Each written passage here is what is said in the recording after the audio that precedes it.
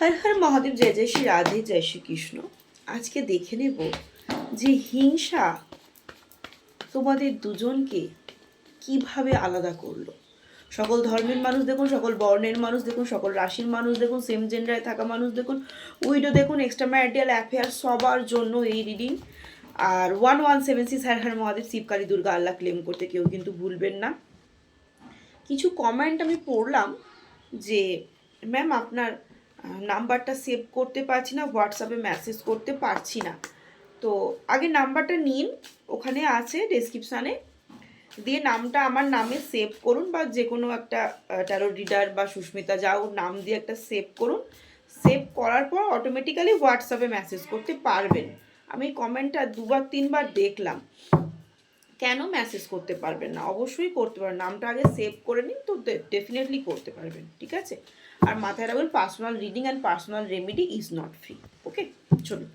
আর এটাও মাথায় রাখতে হবে, সবার সাথে হয়তো এই রিডিং সবটা নাও ম্যাচ করতে পারে, কারণ এটা জেনারেল প্ল্যাটফর্মের রিডিং, তো এটা আপনাদের কারো পার্সোনালভাবে রিডিংটা করছি না, এবং সব মানুষের জন্য একটা ইউনিভার্সের বার্তা থাকছে, তাই যার সঙ্গে যতটুকু রেজোনেট করবে ততটুকু নেবেন, আর বাদ বাকিটা তো লেট গো করে দেবেন। ওকে, আর পার্সোনালভাবে কন্ট্যাক্ট করতে গেলে, পার্সোনাল নিজের সম্পর্কে জানতে গেলে পার্সোনালভাবে কন্ট্যাক্ট করতে হবে। ওকে, চলুন আজকে আমরা দেখে নিই যে হিংসা আপনাদের দুজনকে কিভাবে আলাদা করলো, কি কি মানে পদ্ধতি অ্যাপ্লাই হয়েছে হিংসার মধ্যে দিয়ে। আপনাদের দুজনের সম্পর্ক ভাঙার জন্য ডেফিনেটলি বান মারা হয়েছে। ওকে, ফার্স্ট কার্ড এসে 10 অফ সোর্ডস, তন্ত্র মন্ত্র ক্রিয়া করা হয়েছে আপনাদের দুজনের সম্পর্ককে নষ্ট করে দেওয়ার জন্য। ফার্স্ট, এটা হচ্ছে হিংসার ফার্স্ট স্টেজ। যখন আপনার প্রতি হিংসা তার বৃদ্ধি হয়েছে, সেই মানুষটার, যে মানুষটা আপনাকে হিংসা করে এবং আপনাদের দুজনের সম্পর্কটাকে আর মেনে নিতে পারছিল না, আপনাদের দুজনকে একই ছাদের তলায় দেখে সহ্য করতে পারছিল না, তখন ভেবেছে তন্ত্রমন্ত্র ক্রিয়া করলে, বিচ্ছেদের ক্রিয়া করালে, কিছু বিচ্ছেদের ক্রিয়া, বান মারা, এরকম কিছু করলে এদের দুজনের সেপারেশন হবে, এবং সেটাই তারা অ্যাপ্লাই করেছে। শত্রু যারা আপনাকে হিংসে করে, এরকম তন্ত্রমন্ত্র ফার্স্ট করেছে। ওকে, সেকেন্ড কি করেছে? পেজ অফ পেন্টিকলসের কার্ড আপনার পার্টনারের মনের মধ্যে অর্থ লালসাকে বৃদ্ধি করেছে। আর দেখবেন আমাদের জীবনে না অর্থ খুব গুরুত্বপূর্ণ। জীবনে কিন্তু সুখ শান্তি এত সহজে আসে না। যে মানুষের অর্থ আছে সেই মানুষও কিন্তু টেনশন করে, আর যে মানুষের অর্থ নেই সেই মানুষও কিন্তু টেনশন করে। তবে দেখবেন যারা ফুটপাতে থাকে তারা মনে হয় অনেক আমাদের থেকে হ্যাপি, কারণ আমাদের না অর্থ উপার্জন হলেই মনে হবে বাড়ি করব, গাড়ি করব, এসি কিনবো, টিভি কিনবো, 2 চাকা আছে, 4 চাকা কিনবো, এরকম একটা 4 চাকা আছে, 2টো 4 চাকা কিনবো।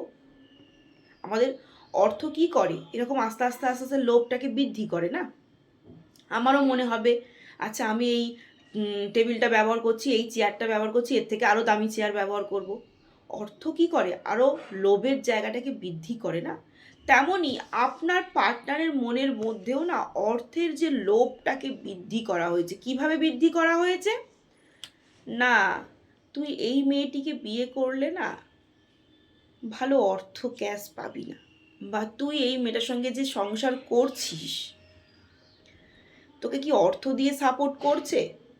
যখন অর্থ দিয়ে ওর ফ্যামিলি তোকে সাপোর্ট করছে না, তাহলে তোর কিসে লাগছে? হুমে লাগছে না যজ্ঞে লাগছে? এটা একটা ছেলেকে বোঝানো হচ্ছে। আর মেয়েদের ক্ষেত্রে কি হচ্ছে? ফ্রেন্ড সার্কেলস, বন্ধু বান্ধবের সঙ্গে মিশছে, কেউ একজন দামি শাড়ি পরেছে, দামি একটা গয়না পরেছে, তখন তার মনে হলো দূর আমি এই হাজব্যান্ডের সঙ্গে থাকবো, আমি এই বয়ফ্রেন্ডের সঙ্গে থাকবো, আমি যদি এই মানুষটার সঙ্গে সারা জীবন থাকি, আমাকে কি বড় নেকলেস দিতে পারবে? আমাকে কি একটা ডায়মন্ডের রিং দিতে পারবে? আমার বয়ফ্রেন্ড কি দিতে পারবে? আমার হাজব্যান্ড কি আমাকে দিতে পারবে? তাই দেখবেন এখন এক্সট্রা ম্যারিটাল অ্যাফেয়ার্সগুলো প্রচুর পরিমাণে, আমি তো পার্সোনাল রিডিং প্রচুর করি। সেকেন্ড যেটা আমি দেখি, বেবি নিয়ে একটা মেয়ে চলে যাচ্ছে, সে সমস্ত দাদাভাইরা রিডিং নিচ্ছে, বেবি হয়ে গেছে, বেবি হয়ে যাওয়ার পরও সে চলে যাচ্ছে। কিসের জন্য?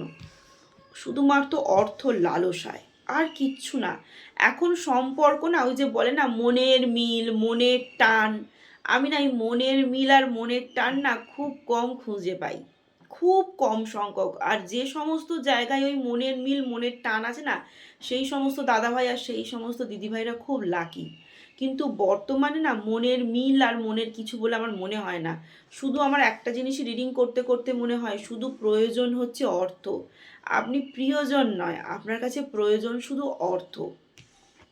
এবং থার্ড হচ্ছে, শত্রু আপনাকে বুঝিয়েছে, এই যে মাত্র বলছিলাম যে তুই এই মানুষটার সঙ্গে থাকিস না, এই মানুষটার সঙ্গে থাকলে তুই জীবনে কখনো হ্যাপি হতে পারবি না, তোকে কখনো অর্থ দিয়ে সুখ দিতে পারবে না। এবার কি হয়, শত্রুরা মাথার মধ্যে ঢুকিয়ে দেয়। আর আমরা না জীবনে একটা সবসময় ভাবি যে আমার হাজবেন্ড বুঝি আমার ভালো চায় না, আমার ওয়াইফ বুঝি আমার ভালো চায় না। এটা না আমাদের একটা ভ্রান্ত ধারণা। কিন্তু সব থেকে না একটা হাজবেন্ডই কিন্তু একটা স্ত্রীকে না, প্রকৃত হাজবেন্ড আলতু ফালতু না, সে কিন্তু আঁকড়ে ধরতে চায়। আর একজন প্রকৃত ওয়াইফ কিন্তু তার হাজবেন্ডের কিন্তু ভুল ত্রুটি সমস্ত কিছু জায়গা থেকে তাকে কিন্তু প্রোটেক্ট করতে চায়। একটা গার্লফ্রেন্ড, একটা এক্সট্রা ম্যারিটাল অ্যাফেয়ার্স কিন্তু এই জায়গাগুলো তৈরি করে না। কারণ তার মনে হবে তুমি একদিন ড্রিঙ্ক করে এলে, তুমি একদিন পার্টি করে এলে, বাবা তুমি যেভাবে শান্ত থাকো থাকো, ভাই তুমি দিন শেষে আমার সাথে কথা বলো, মানসিক শান্তি মানসিক শান্তি আমি তোমার কাছ থেকে পাবো, যে এক্সট্রা ম্যারিটাল অ্যাফেয়ার্সগুলো হয়। কিন্তু একজন প্রকৃত স্ত্রী ভাবে আমি মানসিক শান্তি না, আমার হাজবেন্ড ভালো থাকুক, আমার ওয়াইফ ভালো থাকুক, আমার ওয়াইফ সুস্থ থাকুক, আমার ওয়াইফ সন্তান নিয়ে ভালো থাকুক, আমার হাজবেন্ড সন্তান নিয়ে ভালো ভালো থাকুক। তাই যখনই তার কিছু ভুল ত্রুটি হয় তখনই তাকে ধরাতে যায়, তখনই অশান্তি হয়, বনিবনা হয় না। আর তখনই একটা হাজবেন্ড তার স্ত্রীকে বলে দেয় যে আমি তোমার সঙ্গে না মানসিকভাবে স্যাটিসফাইড নই। কারণ তাকে তো রং মাখিয়ে তেল মাখিয়ে কথা বলতে পারে না। কিন্তু এক্সট্রা ম্যারিটাল অ্যাফেয়ার্সগুলো না রং মাখিয়ে তেল মাখিয়ে কথা বলতে পারে। কিন্তু একজন স্ত্রী না, একজন হাজবেন্ড একজন স্ত্রী না আকুপাকু করে, আমার স্ত্রীর কোনটা ভালো হবে, আমার হাজবেন্ডের কোনটা ভালো হবে, কোনটা করলে ভালো হবে। আর যখনই সেটা করতে চায় তখনই অপোজিট সাইডের পার্টনার এটাই ভাবে আমাকে বড্ড বেশি সাজা দিচ্ছে, আমার বড্ড বেশি আমার ব্যক্তিগত ব্যাপারে ইন্টারফেয়ার করে আমাকে বদ্ধ জীবন করে দিচ্ছে। এখান থেকেই না এই সমস্ত জিনিসগুলো চলতে থাকে। আর তখনই শত্রু কানে বিষ ঢালতে থাকে, তুই ওই মানুষের সঙ্গে হ্যাপি থাকতে পারবি না, ওই মানুষ তোকে এভাবেই ডমিনেট করবে, এই করবে সেই করবে। হ্যাঁ, তোকে অনেক দিক দিয়ে ওর প্রচুর মাথার মধ্যে বুদ্ধি, তোর সবসময় জাসুসি করে বেড়ায়। কিন্তু প্রকৃত স্ত্রী কখনো জাসুসি করে না, আর প্রকৃত হাজবেন্ড কখনো জাসুসি করে না, তার ভালোটাই চায়। কিন্তু এই ভালোটা না অপোজিট সাইডের মানুষগুলো বুঝতে চায় না। অপোজিট সাইডের মানুষগুলো মনে করে খুব পেইনফুল অবস্থা, খুব কষ্টদায়ক অবস্থা। কারণ ওই যে আপনি রং মাখিয়ে তেল মাখিয়ে কথা বলতে পারেন না, শুধু ভাবেন আমার হাজবেন্ডের কোনটা ভালো হবে, আমার ওয়াইফের কোনটা ভালো হবে। আর এক্সট্রা ম্যারিটাল অ্যাফেয়ার্সগুলো ভাবে না ভাই তোকে তেল মাখিয়েই চলতে, কারণ দিন শেষে আমাকে তো তোর সঙ্গে মানসিক শান্তি, তোর সাথে কথা বলে আমাকে শান্তি পেতে হবে না। এবং এই জায়গাগুলোতে কি হয়েছে, যখন আপনারা হাজব্যান্ড ওয়াইফ ভালো থেকেছেন তখন কি করেছে শত্রুপক্ষ তার বুদ্ধি চালিয়ে দিয়েছে এবং একরকমভাবে না আপনার পার্টনারের কানটাকে বেসায়নি। অনেক যে ম্যাজিশিয়ান অনেক রকমভাবে আপনার পার্টনারের কানটাকে বিষিয়ে দিয়েছে। আর একটা কথা মাথায় রাখবেন, এই মানুষের বিষ না কোনো রকম পশু পাখির বিষের থেকেও, আর কান ভরকানিটা খুব বিষাক্ত, খুব বিষাক্ত। এবং শত্রু কি করেছে জানেন, আপনার পার্টনারের কাছে খুব ইমোশনাল হয়েছে, খুব চোখের জল ফেলেছে। বাবু বেবি, আজকে যদি তুই ওকে নিয়ে সংসার করিস, ওই মেয়েটাকে ঘরে বউ করে নিয়ে আসিস, ওই ছেলেটাকে যদি বিয়ে করিস, ওই ছেলেটার সঙ্গে যদি জীবনযাপন করিস, ওই হাজব্যান্ডের সঙ্গে তুই যদি জীবনযাপন করিস, ওই মেয়েকে যদি বাড়িতে রাখিস, দেখ এ আমাকে কি করে, কি করে বেড়ায়, এ আমাকে জীবনে কখনো সুখ দিতে পারবে না বলেই ছচ্ছর ছচ্ছর করে চোখের জল ফেলে দিয়েছে। আর জানেন তো আমাদের প্রত্যেকটা রিলেশনশিপে না একটা মেয়ের কাছেও না তার বাবা মা, একটা ছেলের কাছেও না তার বাবা মা খুব ইম্পর্টেন্ট পার্সন হয়ে থাকে, ঠিক আছে? আর এই এক্সট্রা ম্যারিটাল অ্যাফেয়ার্সেও কিন্তু এই মানে ওয়াইফ বা হাজব্যান্ড খুব প্রায়োরিটি পায় না, কিন্তু এক্সট্রা ম্যারিটাল অ্যাফেয়ার্স তার বাবা মা খুব প্রায়োরিটি পায়। ওকে, এবার এই এক্সট্রা ম্যারিটাল অ্যাফেয়ার্সের মানুষের চোখের জল ইমোশনাল, আর ওই বাবা মায়ের চোখের জল ইমোশনাল, বা কোনো মামা মাসি পিসির চোখের জল ইমোশনাল, ছচ্ছর করে আপনার পার্টনারের সামনে কেঁদে ফেলেছে। তুই কি শুধু আমাদের কথাই তুই কি শুধু ওই মেয়ের কথাই ভাববি? তুই কি শুধু ওই ছেলের কথাই ভাববি? তুই কি আমাদের কথা ভাববি না?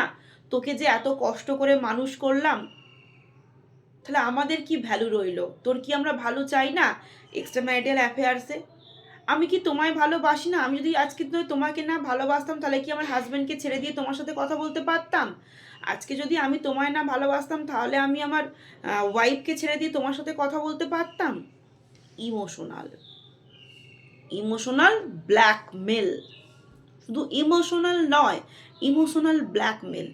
আর আপনার পার্টনারও একদম গোলে ফ্যান হয়ে গেছে, দেন গিয়ে আপনাদের সম্পর্কের পেটাই পরোটা হয়ে গেছে। এরপর কি হয়েছে? ইমোশনালের দিক থেকে আপনার হাজব্যান্ডকে দুর্বল করা হয়েছে, ইমোশনালের দিক থেকে আপনার ওয়াইফকে বা গার্লফ্রেন্ড বয়ফ্রেন্ডকে দুর্বল করা হয়েছে। এবার আপনাদের মধ্যে লড়াই ঝগড়া ঝামেলা শুরু হয়ে গেছে। এবার আপনি আর আপনার পার্টনার কি করছেন? নেগেটিভ জিনিসগুলোকে বের করছেন। তুমি আমাকে ওই বলেছিলে, তুমি আমাকে সেই বলেছিলে, তুমি আমার সাথে ওই করেছো, তুমি আমার সাথে সেই করেছো। যত এবার হাজব্যান্ড ওয়াইফ বয়ফ্রেন্ড গার্লফ্রেন্ডের মধ্যে যত নেগেটিভিটিগুলো আছে সেগুলো সব বের করছেন। কিন্তু একবারও কেউ বলছেন না যে তুমি যখন জ্বর হয়েছিল, আমি যখন অসুস্থ হয়েছিলাম, তখন তুমি আমার পাশে ছিলে, সারা রাত জেগে তুমি আমার সেবা করেছিলে। যখন কোনো ওয়াইফের ফ্যামিলিতে কোনো প্রবলেম হয়েছে, তখন বলেনি যে দেখো তুমি আমার ফ্যামিলিতে কিন্তু ছুটে গিয়েছিলে। এটা আর হচ্ছে না। এবার এই শত্রুপক্ষের ইমোশনালে এবার আপনারা দুজনে কি করছেন? তোর কি দোষ, ওর কি দোষ, শুধু আঙুল তুলছেন, এই আঙুলটা শুধু তুলছেন একে অপরের দিকে। আর দুজনের সম্পর্কটাকে খুব স্ট্রাগল করে ফেলেছেন। আর কি করছেন? ফ্রেন্ড সার্কেলসে মিশছেন, বন্ধুর সঙ্গে পার্টি করছেন, নেশার মধ্যে আসক্তি বৃদ্ধি হচ্ছে, দিয়ে সম্পর্কটা একদম পরিণতি এন্ড হয়ে যাচ্ছে। বুঝতে পেরেছেন যে এই হিংসা আপনাদের দুজনের সম্পর্ককে কোথায় নিয়ে চলে গেছে? তাই একটা কথা বারবার বলবো যে নিজেদের মধ্যে সমস্ত কিছুটাকে ঠিক করার চেষ্টা করুন। লোকের হিংসা থাকবে, লোকের অনেক কিছু থাকবে, দিন শেষে না মানুষজন আপনার পাশে থাকবে না। যে মানুষগুলো মামা মাসি পিসি আত্মীয় স্বজন বন্ধু বান্ধব এত হিংসা এত নেগেটিভ ভাইবস তৈরি করছে না, দিন শেষে যখন আপনি বিছানায় বালিশে মাথাটা দেবেন না, এই মামা মাসি পিসি, এই এক্সট্রা ম্যারিটাল অ্যাফেয়ার্স, বাবা মা, সেই সময় না কেউ আপনাকে মানসিক শান্তি দিতে পারবে না। আপনি এক্সট্রা ম্যারিটাল অ্যাফেয়ার্সে কতক্ষণ কথা বলবেন? সারা দিন কথা বলবেন, সারা রাত কথা বলবেন, একদিন তার সাথে অ্যাটাচমেন্ট তৈরি হবেন। এখানে বাড়িতে বউয়ের সাথে অশান্তি হবে, হাজব্যান্ডের সাথে অশান্তি হবে, কি হবে? লাভ কি হবে? ভালো কিছু কি হবে? হবে না তো। তাই 1176 হর হর মহাদেব, শিবকালী দুর্গা আল্লাহ ক্লেম করতে কেউ ভুলো না।